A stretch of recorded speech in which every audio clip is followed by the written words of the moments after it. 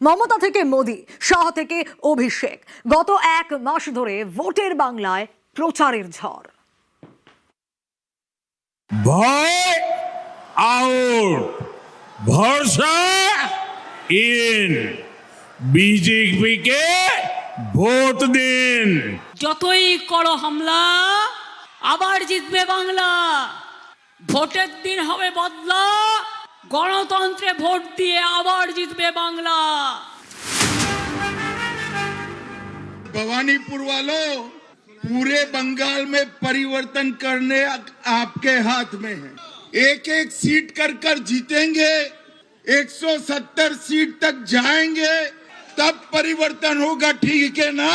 আপনাদের সকলের আশীর্বাদ সমর্থন কে পাথেয় করে পথ চলার প্রেরণা করে আগামী দিন বিজেপিকে 50-এর নিচে নামানোর প্রতিশ্রুতি আজকে এই মাটি থেকে নিচ্ছি।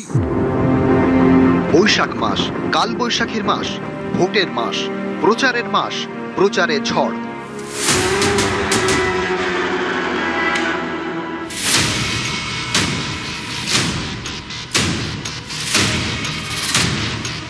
পশ্চিমবঙ্গে ভোটের ঘোষণা হয় 15ই মার্চ। তারপর থেকেই হেভিওয়েট নেতারা কোমর বেঁধে ময়দানে।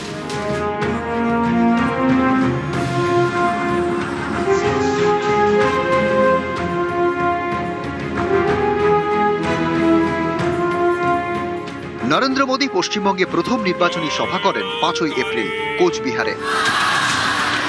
जय मां दुर्गे। निर्मम सरकार अपने आगे किसी संवैधानिक संस्था को कुछ भी नहीं समझती।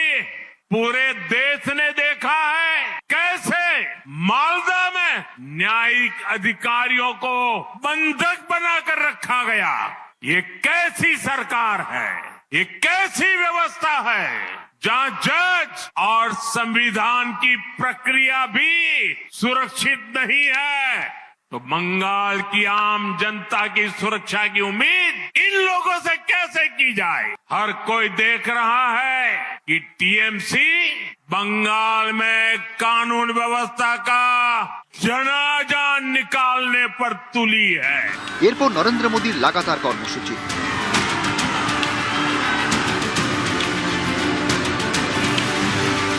কখনো রোড শো,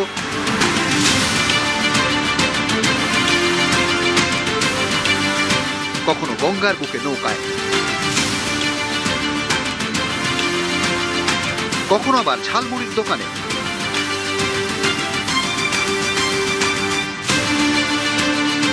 মোদি গিয়েছেন বেলুড় মঠে, কখনো মোদি ঠনঠনিয়া কালীবাড়িতে, কখনো আবার মতুয়াদের ঠাকুর বাড়ি। मोदी सीएए कानून लेकर आया। मैं मतुआ, नामशूद्र और अन्य सभी शरणार्थी परिवारों से कहूंगा, आपको नागरिकता भी मिलेगी, आपको पक्का एड्रेस मिलेगा, आपको हर वो कागज मिलेगा, हर वो हक मिलेगा जो किसी भी भारतवासी को, देश के नागरिक को मिलता है। ये मोदी की गारंटी है। রোড শো এবং জনসভা মিলিয়ে ভোটের বাংলায় 22টি কর্মসূচি সেরেছেন নরেন্দ্র মোদী। बंगाल में इस बार हर तरफ गूंज रहा है, এই বার বদল হবে। প্রচারে ঝড় তুলেছেন মমতা বন্দ্যোপাধ্যায়।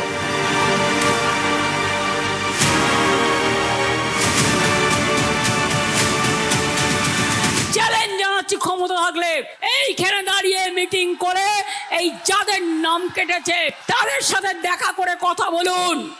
আপনি দেশের স্বরাষ্ট্রমন্ত্রী। 16ই ডাবল সেঞ্চুরি, 21এও ডাবল সেঞ্চুরি, 26এও ডাবল সেঞ্চুরি করতে মরিয়া তৃণমূল। 294 কেন্দ্রে তাদের একজনই প্রার্থী, মমতা বন্দ্যোপাধ্যায়। কি মা বোনেরা ভোটটা দেবেন তো?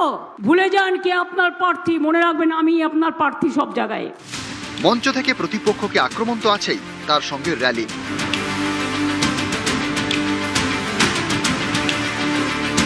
কখনো আড্ডার মেজাজে জনসংযোগ, কখনো ঘুরছেন বাজারে, কখনো উঠে পড়েছেন স্কুটারে।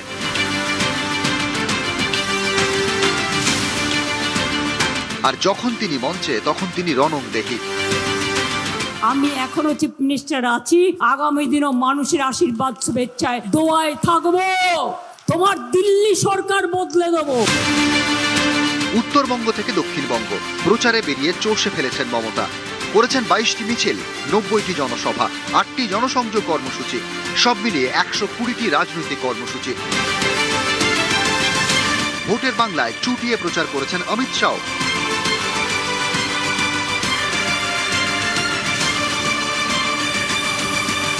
ये दीदी के गुंडे हर चुनाव में आपको डराते थे ना, चिंता मत करना, इस बार कोई गुंडा बीच में नहीं आएगा।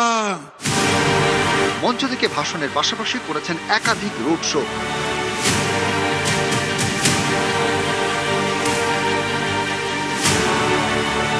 মোদি বাংলা এসে গঙ্গায়, শাহ গঙ্গাসাগরে।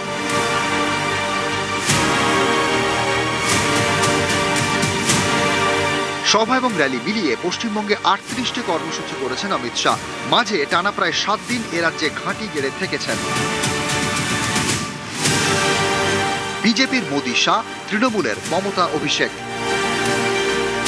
দেশের স্বাধীনতার 79 বছর পরে বাঙালিকে লাইনে দাঁড়িয়ে অমিত শাহ আর মোদিকে নাগরিকত্বের প্রমাণ দিতে হবে? আমরা সব ঘুষপেটিয়া আর তুমি ধোয়া তুলসী পাতা। প্রতিদিন একের পর এক সভা, তারপর মিছিল, র্যালি।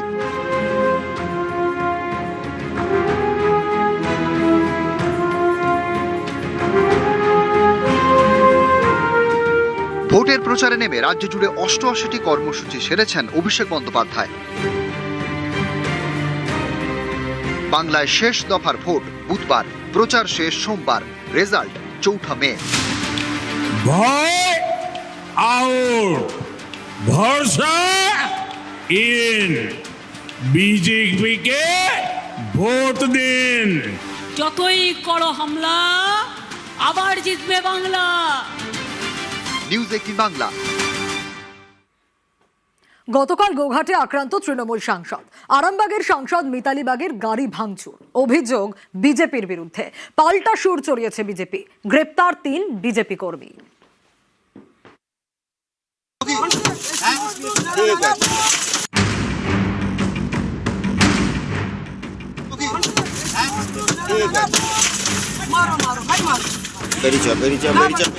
আরামবাগের তৃণমূল সাংসদ মিতালি বাগ, সোমবার তার গাড়িতে হামলা।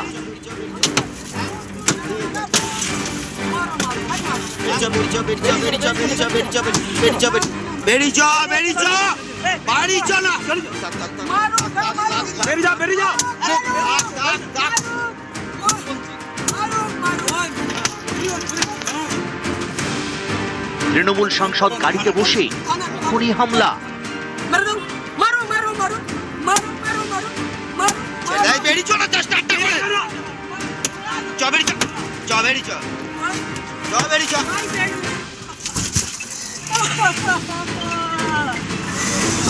আমার কি অপরাধ, আমার কি অপরাধ।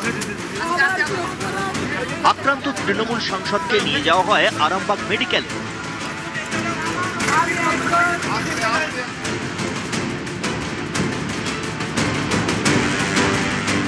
আবার যে আজকে আরামবাগে প্রোগ্রাম আছে সেইখানে অ্যাটাক করে আমার গাড়ি, দেখুন আমি কোন রকম ভাবে আমার প্রাণটা বেঁচেছে। বড় পাথর, এত বড় বড় পাথর আর মোটা মোটা লাঠি আর বন্দুক দেখাচ্ছে। আবার সিকিউরিটি বলছে ছেড়ে দেয়, সিকিউরিটিকে বলছে তুই নাম, তোকে মেরে ফেলবো। সামনের সিসিটিভি ক্যামেরা দিয়ে বেছে বেছে বার করব। একটা এসসি মহিলা, তপশিলি মহিলা, তার গায়ে যারা হাত দিয়েছে, 4 তারিখে তৃণমূল আরামবাগ জিতুক বা হারুক, এবার আমি নিজে দায়িত্বে থাকবো। 4 তারিখ 12টার পরে কোন জল্লাদের কত ক্ষমতা আর কার দিল্লির বাবা কাকে বাঁচাতে আসে আমি 4 তারিখ দেখব। ঘটনার সূত্রপাত হুগলির গোঘাটের বর্মা এলাকায়। সোমবার সকালে এখানে গোঘাটের বিজেপি প্রার্থী প্রশান্ত দিগার মিছিল বের করেন। সেই মিছিলকে ঘিরে সংঘর্ষ হয়। অভিযোগ, মিছিলে হামলা চালায় তৃণমূল, ভাঙচুর করা হয় গাড়ি বাইক।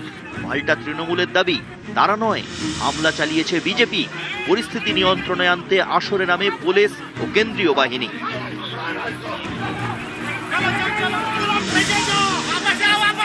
পারমিশন মুক্ত একটা প্রচার আমরা নির্দিষ্ট রুটে প্রচার করছি।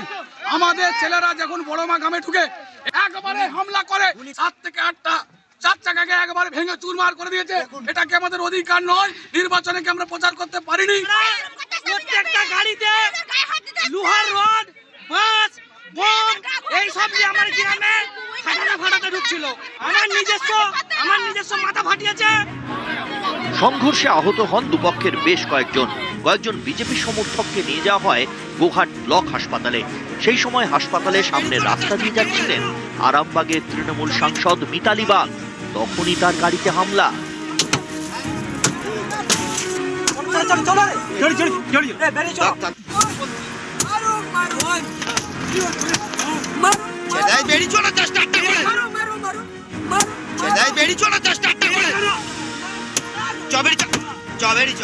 এমপির গাড়িকে এখানকার কার্যকর করা আমাদেরই ধরেছে, ধরে ঘিরেছে। সে এমপি গাড়ির ভিতর থেকে রিভলভার বের করেছে। এমপির গাড়িতে রিভলভার কোথা থেকে এলো এবং ফায়ারিং করার জন্য ছেলেদেরকে হুমকি দেখাচ্ছে। কিভাবে বিজেপি দুষ্কৃতীরা তা গোঘাটের বুকেতে দাঁড়িয়ে, যেখানে বিজেপি প্রার্থী প্রশান্ত দিগারের নির্বাচন কার্যালয় হয়েছে, সেই কার্যালয়ের সামনে দাঁড় করিয়ে গাড়িটাকে লাঠি তাড়া, গুলি গালাজ, বন্দুক বার করিয়ে সামনে দিকে ঠেকিয়ে কিভাবে গাড়িটাকে ভাঙচুর করেছে। নির্বাচন কমিশন, তুমি আরামবাগে এসে বলে গেছো যে তৃণমূলের সমস্ত নেতা কর্মীদের ধরে ধরে গ্রেফতার করতে হবে। নির্বাচন কমিশন, এর দায় তোমাকে নিতে হবে। আমার কি অপরাধ? তৃণমূল সাংসদকে নিয়ে যাওয়া হয় আরামবাগ মেডিকেলে। সেখানে তাকে দেখতে যান অভিষেক বন্দ্যোপাধ্যায়। তৃণমূল সাংসদের উপর হামলার ঘটনায় পশ্চিমবঙ্গের মুখ্য নির্বাচনী আধিকারিক জানিয়েছেন, এফআইআর এর নির্দেশ দেওয়া হয়েছে, কড়া অ্যাকশন নেওয়া হবে। প্রধানমন্ত্রী সভা করে যাওয়ার পরে তার 24 ঘন্টার মধ্যে একজন মহিলা সাংসদের ওপর বিজেপির বর্বরচিত আক্রমণ আরো একবার প্রমাণ করে দিল যে এই ভারতীয় জনতা পার্টি শিডিউল কাস্ট বিরোধী, শিডিউল ট্রাইব বিরোধী, ওবিসি বিরোধী, পিছিয়ে পড়া সম্প্রদায় মানুষ বিরোধী এবং নারী বিরোধী। আরে তৃণমূল তো গোষ্ঠীদ্বন্দ্বের নিজেরাইছে। মিতালি বাগ মহিলা তার গাড়িটাই ভাঙচুর করে দিলেন। তৃণমূলকে খুন করেছে, গত 3 বছরের রেকর্ড দেখানো। এখন চলে যাওয়ার সময় নিজেদের কর্মীকে মারছে। নিউজ 18 বাংলা। বাংলা দখলে রাজনীতি।